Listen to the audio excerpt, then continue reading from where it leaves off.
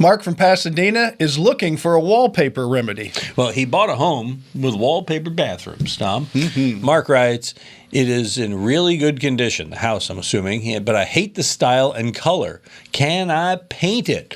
Do I need a primer before I paint it? Would it be better to take the wallpaper down, and how hard would that be? Tom, what say you? Do not take the wallpaper down. It would open up a can of worms you'll hate yourself and hate me for. So we don't want any hate. We only spread love. We have love. Yes, okay.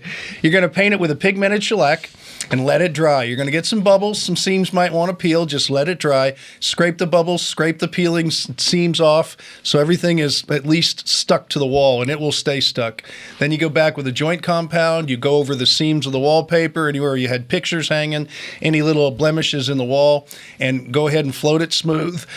Do not sand it when it dries. Use a damp sponge, rub it on the joint compound so it smooths out, and then you texture, and then you paint.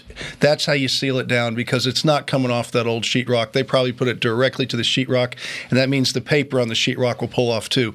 If you don't use a pigmented shellac and you put something on there, the water's going to get behind it, and it's going to all bubble up, and then you're going to have a mess on your hands. Don't skip that step. Yeah, more hate. We don't want that. No, then you'll have hate, yes. We want love. Hate. Especially in the bathroom. No, wait, that didn't come out right. No. All right, you have a question? Go ahead and send it to us, and we'll make sure your answer comes out right. Use the Ask Tom form at HomeShowRadio.com, and subscribe to our channel. We appreciate it. If you click the bell, by the way, we'll ring yours when we post a new one.